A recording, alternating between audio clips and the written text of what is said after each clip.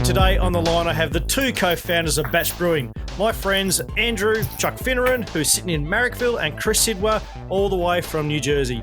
Batch Brewing should be pretty familiar to all of you. This isn't the first time they've appeared on this podcast, and they are from one of Australia's most popular craft beer hotspots, Marrickville. What you may not know about Batch, however, is that they've been going what's been going on behind the scenes. Over the last 12 months or so, some subtle changes to the business have been made, some of them because of COVID and others due to the state of the market. But I thought it would be really interesting to get the lads on to talk about some of the changes that they're thinking of making and why they're doing it and what it means for the future. So welcome back to the Beer Healer Interviews, Andrew and Chris. Thank you, Chris. Lads, it's great to have you here. The listeners won't know that we can now see each other via my new software, but it's so great for you guys to be here and see me in all my glory and you guys in all of your branded clothing that no one's ever going to get to see. I'm eyeing up your electronic drum set that you've got sitting behind you. It's totally awesome. It is totally awesome. I love it. That was one of my my COVID purchases to help me get through the day working from home. So nice. Yeah. But it's not about me. Now, it's been a while. I think 2 years since the three of us spoke together, all three of us, back in episode 35, where once again, Chris, Andrew just couldn't get the technical stuff right back then. And again, we've seen it today where he's a bit of a struggling with technology. So let's try and get this right today. So let's start with you, Chris. 2 kids, COVID, working remotely in Jersey. Is moving back to the States all you dreamed it was going to be? Yeah, not at all. So my COVID purchase was a grain father. So thankfully I'm trying to get back into the hobby that spurred this all for me. I'm drinking a nice Ryefield hopped Kolsch style beer right now. Aiming towards another one of my new passions, which is supremely drinkable beers, as opposed to some of the stuff that we make in the brewery, which is much more exciting and market pleasing. But yeah, my palate's gone a little toward the mild side, quite frankly. I think you're getting old, mate. That's what it is. Yeah, well, I'll wear that. That's cool. Happens to the best of us. You'll be starting to look for ultimate summer beers like me, my 3.5% drinkable beers. I love them. Yeah, personally, it's definitely about drinkability for me. I think it always has been. I think Batch, despite the variety that we do put out, we've always had a 2-pint rule. If it's not something you actively want to pursue a second pint of, then we'll just leave it in the history books. And focus on the ones that are a bit more drinkable, even though, we still do make the hazy IPAs and creme brulee stouts. But again, they're still targeting drinkability. Yeah. And what about you, Chuck? The last 2 photos that enter my mind of seeing you on Instagram, one, you were carrying around a small dachshund puppy, like in your handbag, and the other one was, I think might have been you in Lycra. What the hell have you been doing in Marrickville? Where did you see a picture of me in Lycra? Accessory dogs in Lycra. No I think your wife might have posted something about you in the bike with Lycra. Yeah, that's right. Well, hold on. First, Chris, you said you're drinking a Ryefield hopped beer? Yeah, the guys sent me over a kilo of their hops from, I don't remember when exactly. Oh, right. Yeah. I thought you actually had some of our beer, because I tried to send Chris some beer and it was a fiasco. And now I've heard through other channels that some of our customers are actually sending Chris beer directly, because I couldn't. Nice. I was unable to make it happen. So I thought maybe you got that. Yeah, why don't you tell us about the challenges of trying to send beer to the States? It shouldn't be that hard, should it? In a waste. We sent this thing through FedEx before Christmas, and it was like $500, and then they send it back. I have to say, FedEx was really, really nice. They were very polite. They spoke to me on the phone and talked me through the process, and they gave me some names of importers I could call to help me get the beer officially imported. One of which was Anheuser-Busch. Thank you, FedEx. Genius. I made the cardinal mistake of actually writing beer on the thing. Yeah, telling the truth. Should have put kombucha or something like that. So yeah. So tell us about Marrickville these days, mate. What's it like in there now? Once upon a time when you guys first started, there was, I don't know, maybe you and Young Henrys or something like that, and now there's 10 of you. Is there in that area? There are a lot, and there's more opening. It's pretty crowded. It's good. It's interesting because it's like hard to say because of COVID, it backed off. I mean, not backed off, but like you don't have the Saturday kind of like brewery crawls that they used to. Everyone. Oh yeah. Dave's Brewery Tour is no longer. No, they're still going. But they are cool. But it's because everyone has to book and the capacities have been restricted. It's harder for people to kind of get out and do what they want to do. Having said that, our capacity is down to back to 1 and 2 now, not down, up to 1 and 2. So we can have welcome in a lot more people, and which means I think people will start to come back to the area. But like, and hopefully people do, like we start to get a lot more, people kind of wandering around doing the tour and, trying out different beers. And we kind of tend to be like one of the first stops on that as people kind of get off, from the train station or whatever. And then they kind of move up into Newtown or Marrickville. So it's interesting to see. We'll see how it bounces back. I'm looking forward to, this vaccine getting rolled out so that we can kind of stop the stop start. Yeah. Aren't we all? It's one of those things like going into Christmas, our capacity went to 1 and 2 and it was fantastic. And it was almost like old times. No one's standing and drinking or everyone's still checking in and doing all that stuff. But, all of a sudden like the tasting room was back to some sense of normality and there's a decent amount of people in there enjoying themselves. And then we, went back, and then we had the outbreak and it went back again. And then all of January. So it's just kind of been like stop, start. So we're looking forward to it kind of hopefully no more big shutdowns, going forward and people, and hopefully people come back and when they come back, it'll be a little bit different because there's more stuff happening in this area. So that's good. Yeah, cool. So how have you been filling in your time without your curly-headed friend being around? Walking around with a dash hound and dressing in Lycra randomly, You're a disgrace. You're a disgrace. Hopefully. Now, we talk pretty much every day. I mean, nothing's really changed. Keeping the love alive, you two?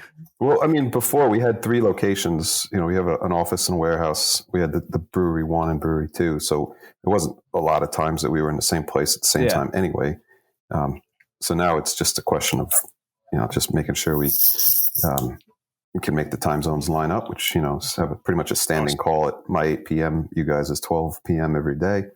And get on with the business. I think we actually talk more now than we did when he was here, potentially.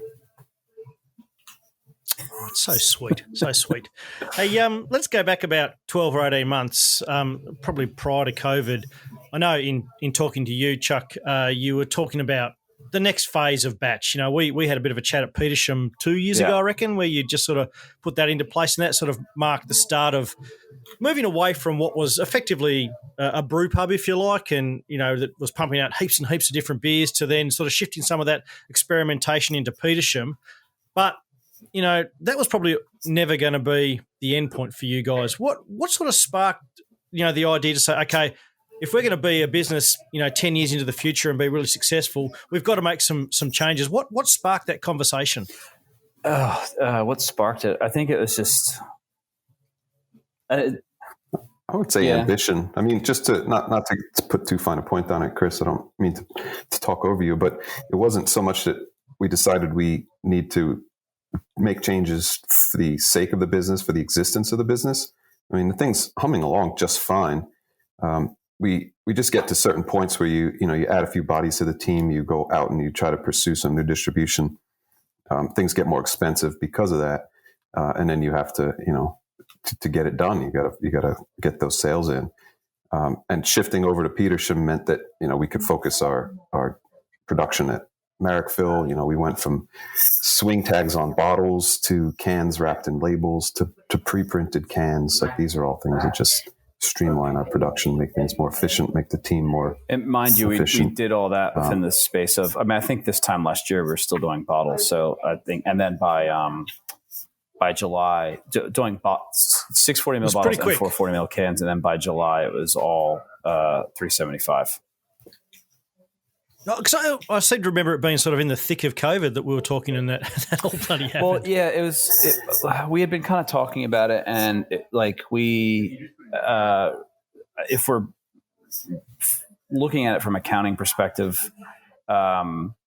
it like the cans, the shipping, like a whole bunch of stuff, it was actually just costing a lot of money. The 440 mils were those cans.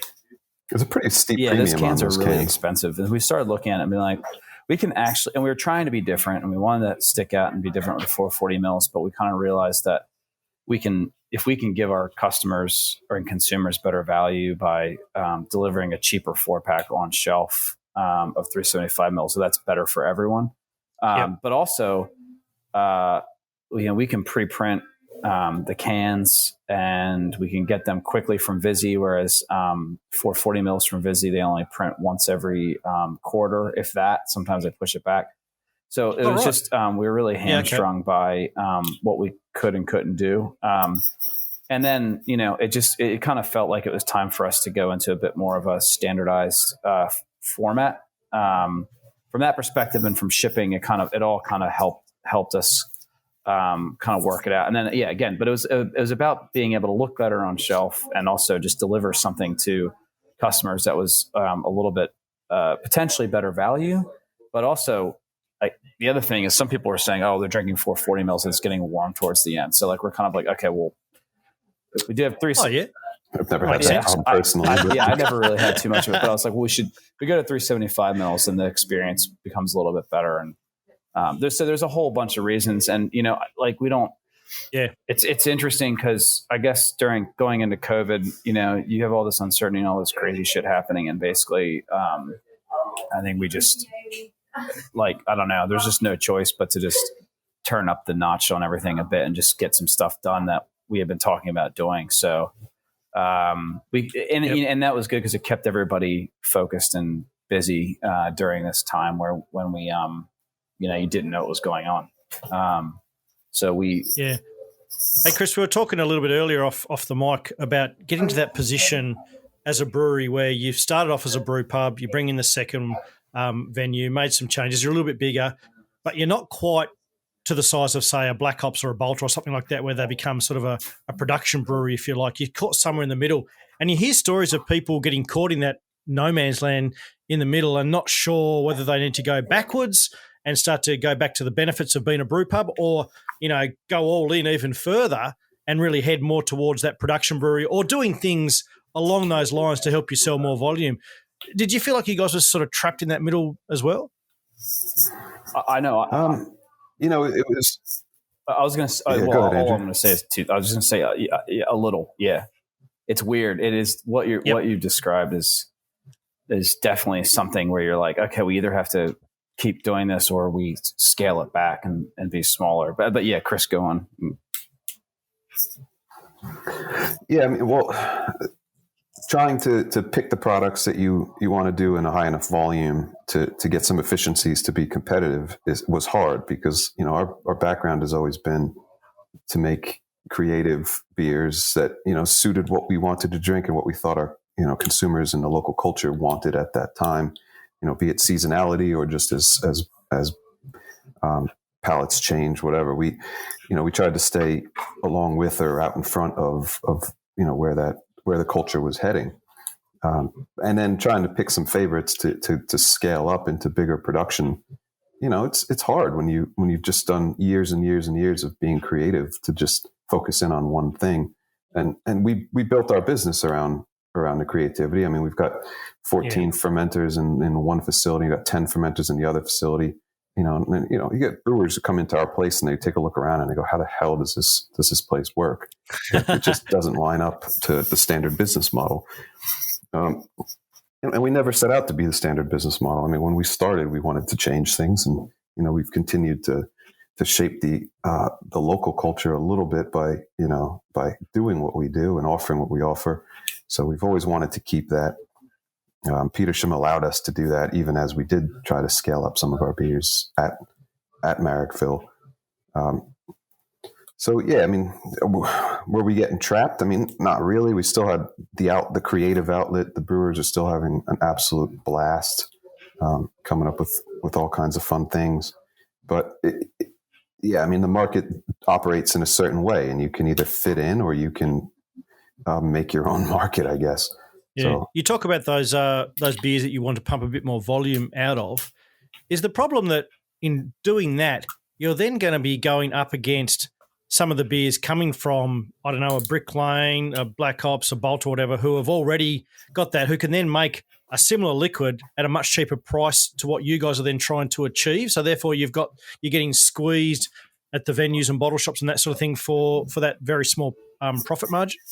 Absolutely. Like I look at it as a funnel. At the bottom of the funnel, there are some really, really keen, avid, beer fans who love the wild and wacky, and they love the new flavors, and they care about the story, and they want to know about the farmers that we're getting our malt from. And then as you go up the funnel and the volume becomes wider and wider, those people who are on the next tier up, they don't necessarily, they're not that interested. So Yep. When it comes to what they're shopping for, they're not seeking us out because they read our Instagram story about the organic malt that we're getting. They're just looking for price, right? So as you go up that funnel to wider and wider distribution, you're competing with other brewers who are throwing their beers together in the ways that suit them, which because of their systems and the size of it and the raw materials that they choose to use, their price point is just cheaper. So yeah, we definitely have to fight a bit harder. Yeah. And make sure that our story is heard and understood, and then it's up to the market to decide whether or not they care, quite frankly. Yep. Did you ever think of doubling down on the old original idea of batch and turning yourself into a Deeds, a Range, a Mountain Culture sort of thing, where you've got these hyped up beers, big ABVs, high dry hopping rates and those sorts of things coming out it almost feels like weekly. Was that ever on the cards, do you think? Well, I think that's what we're doing now, but we're just not doing. I don't think right now we're hitting we're not on the hype train, basically. No, we're doing. We certainly don't make hazies a priority. They're part of our portfolio, but very small. Yeah, so I think right now we're still since we opened up small batch, we're doing before small batch we were doing a new beer every 10 days. Now we're doing a new beer every 5 days. Yep. But to Chris's point, a lot of them are a little. We are doing pastry stouts. We got an awesome creme brulee pastry stout that's going to come out next month. We've got a new release of Juicy Boys Double Dry Hop NEPA that's going to come out with all new hops. I think we've got cryo hops and stuff like that, which is all the rage at the moment. And there's a few other big ones, big styles that we're doing. We got some really good Easter, an Easter kind of portfolio coming out that I think will hit the mark with from an Easter perspective, chalk orange, all that kind of stuff.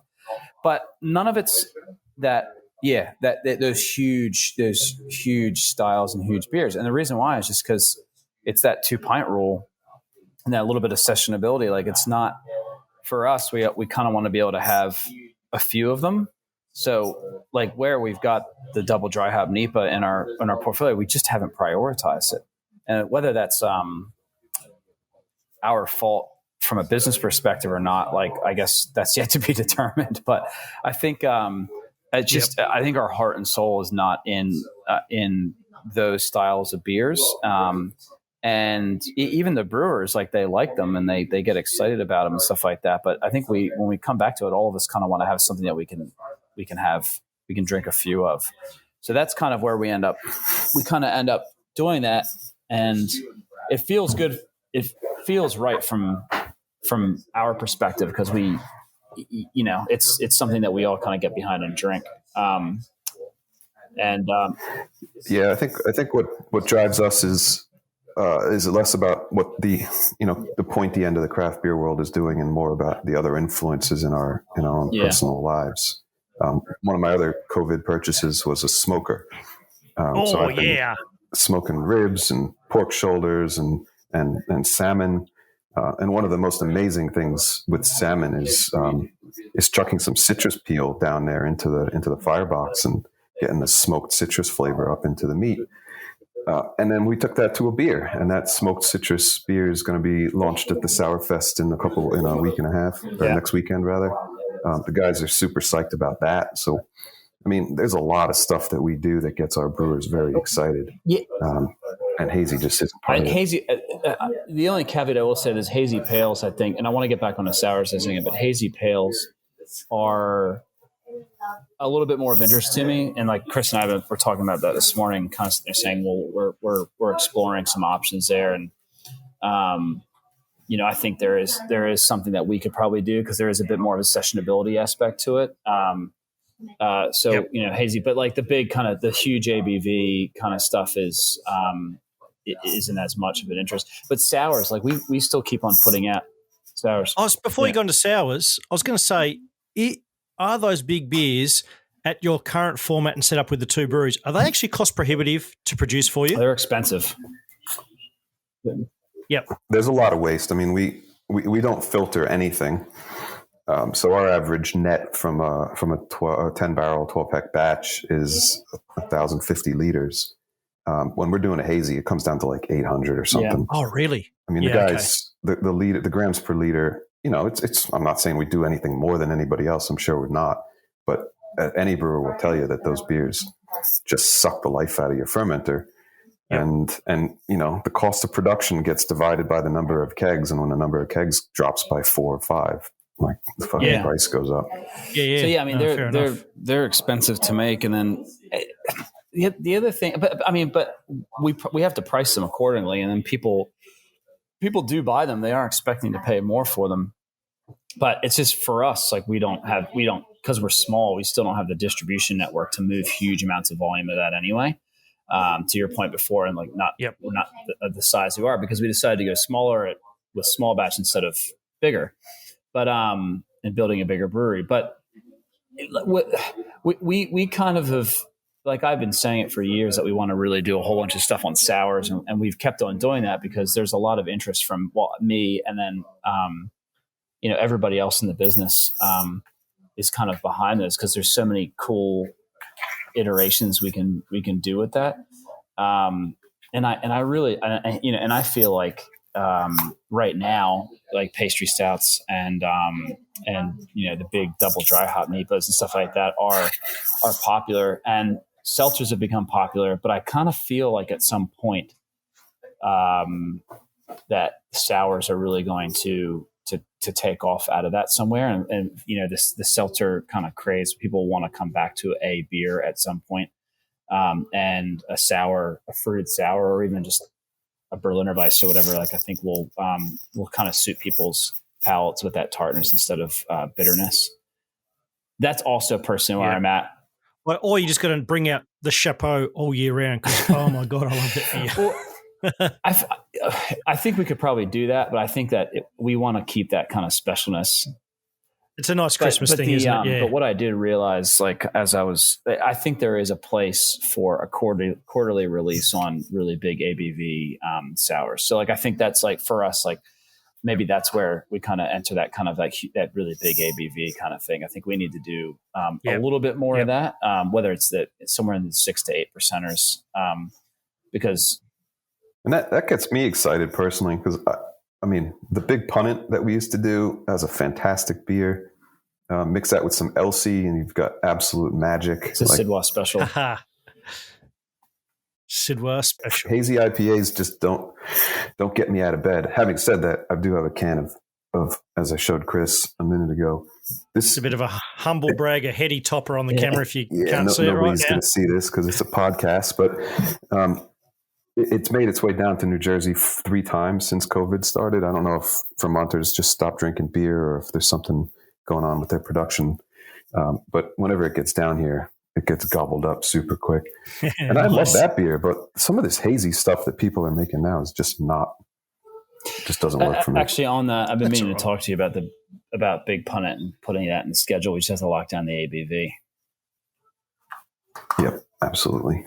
You guys just chat amongst yourselves. Hey, I just, I've always been a big advocate for mentors in business. Sadly for me, my mentors just left my current company, which is a bit shit for me. But how do you guys see the role of mentors in what you've been doing? Because I know you, like Andrew, you're a marketing genius. Chris, you're a fucking finance whiz. You've both got really great skills, but there are also skills that you don't have. Did you, during this last sort of 2-year period, did you recognise in yourselves that you needed to beef up some skills in certain areas and that maybe someone from outside the business was best to bring in and help coach, mentor you along? Yeah, well, I think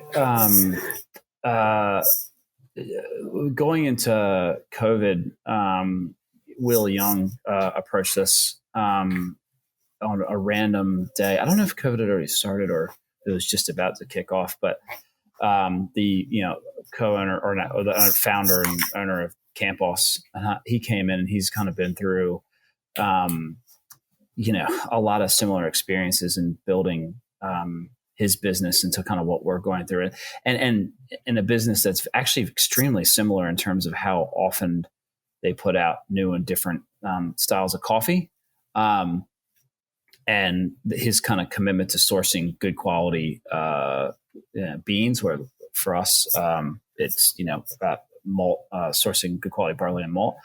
And so we kind of welcomed him in, and he's in the business now, kind of in an advisory role. And it's been really good to be able to bounce our current situation off of him, and him being there goes the heady toffer. Our current situation off of him, and him being able to kind of say, well, I've been through that. Actually, this is how we did it. And it's like a fresh bag of weed. Holy shit. Sorry. And so I think for us, that's been really good and refreshing to have someone kind of been helping us advise. And he's been part of this process of, our next step on plans and all that kind of stuff, which is great. Yeah, he's really lit a fire. He's really just woken us up to, we've been having an absolute blast for the last 7 years, COVID aside. Like, it's been like the journey of a lifetime, but you get so stuck on, trying to make beer and new flavors and have fun.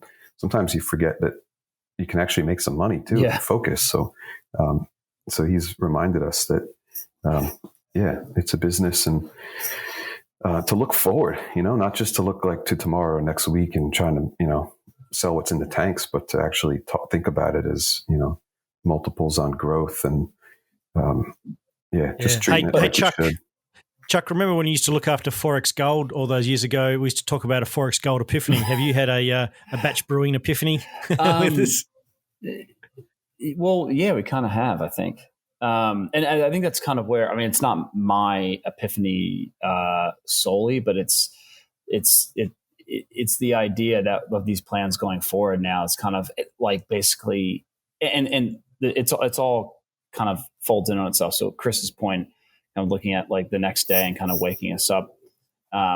You have someone kind of coming into your business and all of a sudden saying, actually, what you guys do is really special and really great. Like, I want to be a part of this. And, but we're looking back and like, but what we think you do is really awesome. And so that someone's kind of actually sitting there saying to us that they think that we could actually kind of do something really special with this. And that's really it's a really positive experience, and also just gives you a lot of confidence to kind of sit there and say, okay, cool, we can do something. So I think the epiphany for us is kind of all this stuff kind of, do you want me to smile? Maybe just take a picture. No, you're good. You're good. The epiphany that we've kind of had with this is all those things that we were talking about earlier with, being small and then getting big. And, what do you do? And there's these decisions you have to make, whether you kind of sit there and say, okay, well, we'll scale everything back and kind of run a smaller operation, and therefore we just kind of do more of a brew pub style thing. Or do we want to go and build a really big brewery and sell to everyone in Australia and the world? And, off we go. And we're not on that second option by any means, but where we've kind of landed is like this idea that we can keep doing what we want to do and keep on putting out new and different beers and still expand at the same time, and really kind of keep that ethos of what we've tried to set out to do without kind of, not giving in, but like kind of going into the same kind of cycle that everyone else does. Now we do have to kind of streamline some operations, and that stuff's going to happen. But if we start to expand our distribution network and our retail footprint and all that kind of stuff, well, then that's for us, that's like a really good opportunity to have solid growth and kind of give more people an experience in batch. So that's kind of the advent of this, the hub and spoke model kind of, which is what we're looking at doing now, which I think is really exciting. You need money. But we need money. You need money to do that. Our you do our need wives money. are so, which brings us to the next. Said, no more money. You can get other people's money. We're sick of mortgaging the house for you to follow your bloody beer dreams. We need to bring some others in. So, well, to Andrew's point, yeah, we do need money. There was a number of very gracious people who helped us get started, the present company included, and at this point, yeah, I mean, we've funded everything outside of the 15% of the business that we sold to 10 individuals. Yep. Everything else. On that point, it's been pretty awesome. Like I don't think I've ever hidden from the fact that I love you guys and what you're doing at Batch, but I don't think I've ever really sort of openly said, okay, I'm a minor shareholder in it. My whole thing was I always just wanted to try and be part of something in the brewing industry. A few times I've copped some shit for having opinions or whatever and not having skin in the game, and maybe then I've dropped the fact that I do have a little bit of skin in there. But just being, when someone says, what do you do? Oh, blah, blah, blah, and I own a bit of a brewery. I mean, that's kind of cool. So so this is a really cool thing to be a part of with what you guys have done so far. And as a shareholder, if you like, I'm excited about the next steps. So where are we getting this extra money from? Business partners? First you have to sell that drum set in the background. I think that's worth at least $15,000. There you go. There's one chunk. I paid $300 for it, I think, so maybe not. No, we've go on. Well, we've decided on a growth plan that is far more ambitious than what we can fund ourselves. I bought a house when I moved to New Jersey, and I don't have any money anymore, so I can no longer fund things like additional fermenters and packaging lines. So now we're going to do what the rest of the industry has had to do from the start, which is go out with our hat in hand and sell our case to the public. So we will very shortly be launching an equity crowdfunding campaign, looking to raise enough money to take what we love to do to more people, and that's really it. It's not. It's definitely about making money. I mean, if you're not making money, then why do it? Agreed. Why bring people in? Just keep it, a partnership. But yeah, I mean, being able to control our destiny, to control a little bit more of our distribution, diversify a little bit in terms of how we reach the market, and continue to do what we do, which is make and create lots of great flavor experiences and control that process straight through to the point of the drinker. It's gonna cost a bit. Yeah, you've gone into partnership or brought someone in to help you with this, because it's not going to say it's not your area of expertise, is it, to crowdfund something? No, we've signed up with an intermediary who will manage the process along with us and make sure we don't do anything stupid or illegal. And also just, make sure that the offer that we're offering the market is absolutely fair and realistic. And that's, I think, the thing I'm most excited about.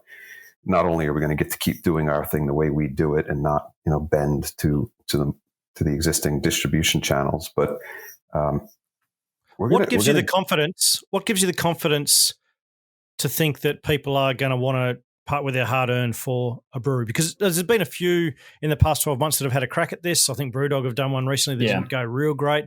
There's a couple of others sort of in and around there. What gives you the confidence that you can do it? First of all, we are going at it with a pragmatic approach in terms of valuation and offering good value to consumers so they can buy in. So there's that, and I don't want to say too much about what Brewdog's done or anything like that, but or the others, but we're a profitable business that just needs a little bit of extra help to be even more profitable. So there's a lot of value in return for those for people who do decide to come in now. And we're very conscious of that. We want to make sure that we can show that. So I mean, we will be investing back in the business to help streamline our current processes, but then expanding into tap rooms and that sort of thing. And that's also why people want to potentially come on board, is because they want to be able to. There's a raft of feedback that I've gotten personally of people who just want to be able to experience our brand, but that might not be able to come to Marrickville. So can we take that experience to them in their local neighborhood and kind of exist and give them that the ethos that we kind of have already brought to the table in two venues, and kind of have that experience and be their local place to grab a beer, during the week or the weekend. So I think there's a lot of interest for people to kind of get and be a part of that. And we want to take out that local kind of community vibe that we've been trying to create with this brand and these breweries, and kind of take it to the next level and actually just extend ourselves further out into the community. And I think that people will respond to that well. So hopefully that's a reason. Well, they have in the local area, haven't they? So, yeah. The beautiful thing about the craft beer world that we're in is, even though we don't necessarily play to the hypey end of the market, we do get fantastic feedback from the folks who do come to visit us, and we don't need to dethrone Forex in order to be profitable. Like we only need to chip away at a little bit of consumer wallet to have an exceptionally successful business. So it's about making sure our offering continues to be strong, and we don't get overly ambitious, and we're not going to need to put in massive tanks that mean we're being driven by our overheads. We're going to continue to make smart decisions, smart investments, milk the investments we've made already, but just have another distribution channel beyond the major grocery, independent bottle shops, etc. Which was also, far more profitable for us. At the end of the day, the fewer people involved in getting the beer to the drinker, that means the more money that stays in our pocket. And you get direct feedback too over the tap, don't you? Yeah. So that's good. Oh, and look, you're certainly in good hands with Will from Campos, because Campos has effectively done similar, haven't they? They've been very successful at it. They have. Just coming back to the crowdfunding concept for us, I think the major thing that I take away from this, learnings that I've gone through, is that equity crowdfunding, the way it's run in Australia, is fantastic. It's not a fan club. In the States and some other places, you're really not getting much for your investment other than, bragging rights. And bragging rights are fun, and that's great. But, what we are going to offer people is that plus a real return. I mean, yes, we might massively fuck it up. There's always that risk involved in any investment. But at the same time, our goal is to give people real value creation, as we've done with our initial shareholders. I mean, some of them have been able to exit at 3 times multiple. So, nice. We hope that, we expect that the folks that come on this time around. The card? Can you see on the screen here, listeners? I'm holding up my Equity for Punks shareholder from about, I don't know, it might be 10 years ago. It's actually one in England. I jumped on with the mates. Let's get on Brewdog back before they turned out to be maybe something that they're not. But I know what you're saying there. Like in other countries, doing this doesn't mean the same things it does in Australia. In Australia, you're actually getting a slice of something. Over there, as you say, I've just got a membership card that allows me to get a pint if I ever go into a Brewdog bar once a month in England or something like that.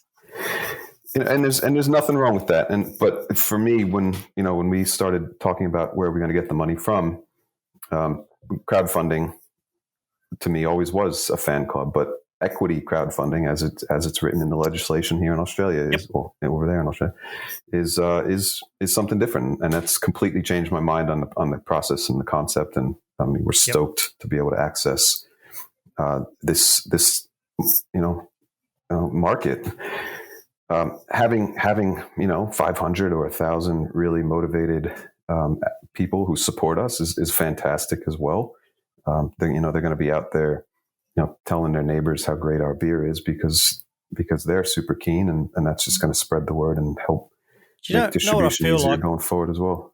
For you guys, this has been going on 7 years. It's hard to stay in the one job for 7 years and still remain excited. Like, this whole thing is going to bring a whole lot of new energy into the business. That's what I'm feeling. Yeah, I think you're right. I think, it 100% will. And that's what's one of the most exciting things about it, because it's, I guess we're, again, going back to that thing, you have to make the decision whether you what do? Do you kind of stay where you are? Do you move forward? And moving forwards without having to take over the world, I think it's great and it's exciting. It means we're kind of constantly challenging ourselves and how we operate. So yeah, I personally like to keep moving. So for me, it's exciting to do this. And it's a good little, not little, but it's a big project, but a good big project to sink our teeth into, and hopefully it's successful. That I'm shitting myself a little bit on that part. Like, it's kind of like, I think we'll do well, but it's also at the same time, it's like, oh shit, man, what if it doesn't go well? It's a very public failure if it doesn't go well. That's for sure. Yes. Yeah. Cause this podcast goes out to about 1 million people. So, this podcast alone will shame on you if you fail, but I've got every comment. As I said, I've known you guys for, Andrew, you for about over 10 years and Chris, you for the last 7. I've got every confidence in you too, because I've seen the way you operate Batch, and I've seen what it came from. That first time I ever went into Chuck's basement and tried that pale ale, which wasn't great, let's be honest, at the back of the home. It wasn't the best, got to be honest. Right, and to see what has come from there to now, it's pretty actually amazing. So, hey, Chris, there's something I forgot to add. No, so I think what is exciting about the hub and spoke model is that we in all this in our growth plan decision, so we wanted to kind of keep it local still. So we're gonna, if we can raise enough money, we'll start 3 venues in New South Wales somewhere. Those locations are yet to be determined, because that will be told to us by people who are investing, our current crowd base. So we basically want to go out and figure out, where do people want to drink us? So we're going to try and do our best to identify where those locations are, then go.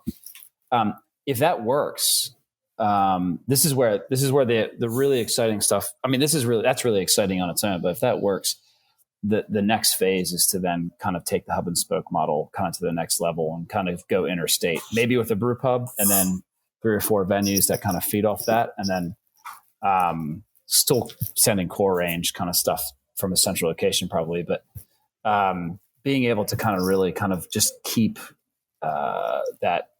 that kind of local vibe kind of going, and still brewing in those locations, and then feeding into the smaller little neighborhood tap rooms. I think there's something really exciting about that. And then if we do that, we kind of keep to this kind of staying small and beautiful while at the same time growing. And the challenge in that is like, how do you keep creating and doing all these new and different beers? But that's like, that's the challenge that we kind of want to put ourselves up for, is just to kind of keep doing that.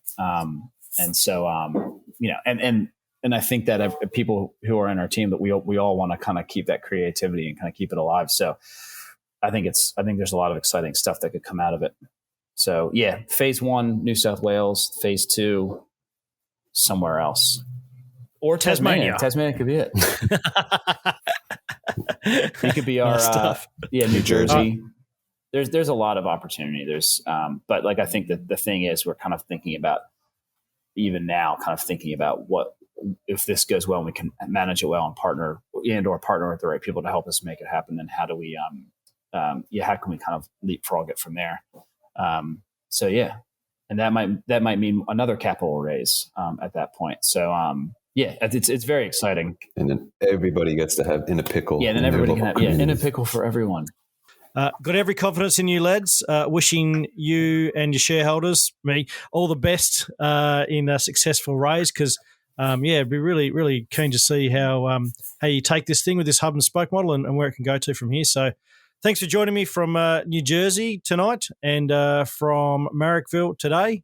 It's been a great chat. Take it easy, guys. Cheers to great beers. Thanks, man. Thank you, Chris. Appreciate the time.